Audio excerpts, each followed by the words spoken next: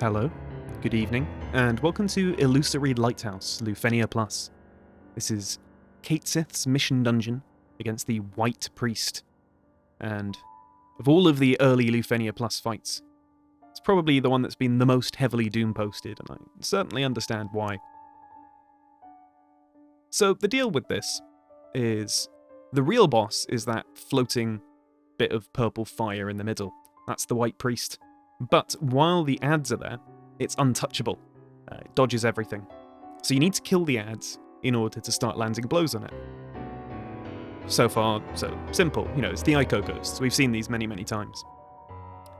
But there's a couple of flies in the ointment.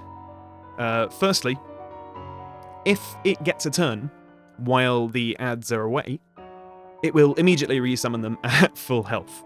So you're back at square one. Alright, pretty straightforward, we're on Vayne cycle, let's just delay it to hell and back, not let it get a turn. Well, I'm sorry to tell you, but the orb condition is actually a sap orb.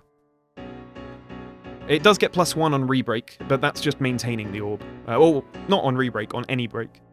So Vayne is alright for maintaining the orb, but it's not going to increase it.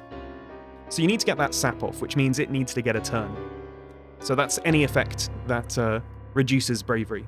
Something like Gabranth, Call, Faris E-Sphere is a classic. Even Cloud of Darkness has an aura that does it. There are plenty of options. But it can't be something that directly attacks the boss, because it'll just dodge it. It has to be something with debuff starts, like, say, Gabranth. And even then, even if you can manage the orb, at various thresholds, 79%, 59%, 39%, it'll warp its turn right to wherever yours is. Which means the dominant strat for this fight that pretty much everyone is using is just paralyze it, so that even when it does get a turn, it doesn't get a turn. And that's why we've got Ashe here. Now, you might have looked at my team and thought, right, what is this mess? Which is very fair. Ashe and Vayne have horrible, horrible synergy together. I would not use them. But, as we're in Ridorana Lighthouse, and as I love using Ashe, I wanted to do a proper FF12 style team, you know, battle for the Suncryst kind of thing, and Lord knows I'm not going to use Gabranth in Lufenia Plus. So, we've got a team that's much more, it's really an Ashe and Vaan team, but Vayne's doing some work here. You know, with his rebreaks, pretty much all his damage is entirely free, insofar as it doesn't take a turn, and it maintains the orb. And makes space for the other characters. Like, Vaan really likes to be able to just hit his buttons, and the way Vayne operates in the context of this fight is almost like turn manipulation, because he's pushing the enemy back without the orb going down, and without taking any turns. But doesn't change the fact that he does absolutely burn through through Ashe's Queen's Order buff, which is a shame. Now, what I'm trying to do at this point is push damage to 79%, so that the boss will warp its turn in front of me. We got that Agrius paralyzed. Not Agrius. Ashe. I'm saying Agrius because I usually use Agrius for everything, and everyone's using Agrius for this. But I actually made a bit of a mistake there, and summoned. When, as we see, that one attack would definitely have taken it below 79%. And I forgot the orb disappears. I thought it would warp its turn. And if it warps its turn, if it was at that point, it was at 1, it would tick down to 0, orb would go boom, that would have been the end of the run. But yeah, I forgot that it just disappears here, so I could have saved my summon and not horrifically wasted it. The big advantage of this phase, and the advantage of the turn warping, is because the orb isn't there, you can afford to literally go completely ham with Vayne at this point. You can build as much space as you want to, take as many turns as you want to, so there's no orb to worry about, and it'll just warp its turn as soon as it needs to, so that when the orb comes back, you're not suddenly in a horrible position. So, although Vayne's not doing tons of damage, and that BT follow-up is doing pitiful damage, it does less later, I promise. He's still putting in a lot of work. It's essentially free damage. This marks my 20th run with Agrius. Lufenia, so really happy to use her here. Although one thing I've noticed people doing is not pressing her S2 for her Embrave buff. I don't think I did it in this run because I'm a horrible hypocrite, but I think a lot of people don't know that Agrias has horrific max Brave, and you have to press her S2 to get a really important, like, 100% generic max Brave buff on her that makes her actually hit her caps. Okay, Orb is back.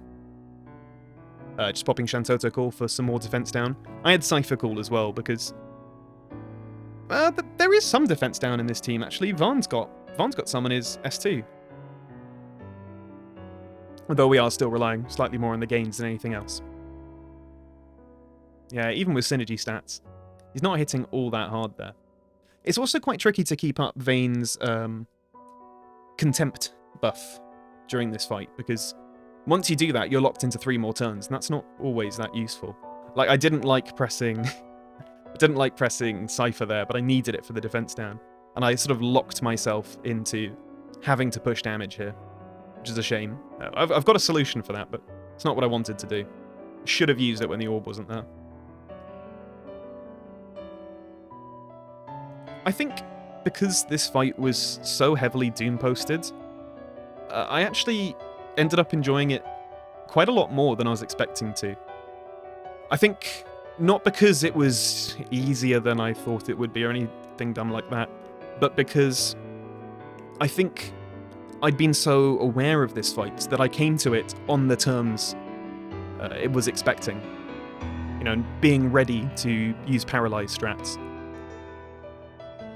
I say expecting to. I have no idea if the designers wanted you to actually use Paralyze. They certainly didn't have any lockdown characters and any banners right now.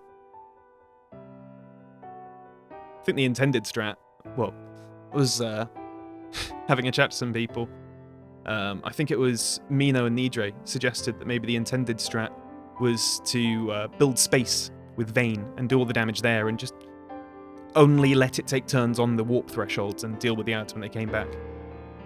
But I've not seen anyone do that. I've only seen runs that don't rely on Paralyze use thresholds.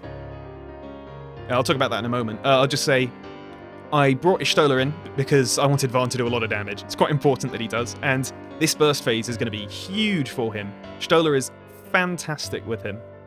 I'm actually quite tempted to green my own. Look at how much we've done there. That break, by the way, was very, very important. Because I needed the orb to go up by 1. If it was still at 1 at the end, it would have popped right now. But the tone warp's fine. Get the sap off, get the orb going up. But yeah, I kind of want to green my own Y'shtola because of how well she works with characters with refund and with what I'm trying to coin as minimum bravery or min brave. So like Vaan, where your bravery can't go below a certain percentage of maximum. So we got Shulk and Jecht with that coming up. And Zac has pretty phenomenal refunds. So kind of tempted to green her to use with them, as I find them a lot of fun to use. Well, I say that, I haven't used Shulk or Jecht yet, but I'm sure I'll enjoy them. But regarding the other runs I've seen of this that don't rely on paralysis, I know Excalibur did... He's really good, check him out if you haven't seen him. He did a showcase of using double Sid Reigns at the sort of 80, well, just above 80% mark, going to summon phase with Cait Sith LDCA on a green Bart's, and doing 40% of its health in that summon phase, with also a Shantotto call up, so it had a paralysis. And yeah, doing 40%, so it only had the single warp phase, which was very, very cool. That's a cool cheese. And Lizette did a phenomenal one with Kais and a couple of other kooky customers.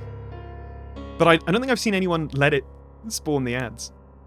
Anyway, it looks like we're coming to the end of this fight. Vayne just coming in for a couple of free turns, do a little bit of excess damage, maintain the orb before Vaan comes in to clean things up, sweep up.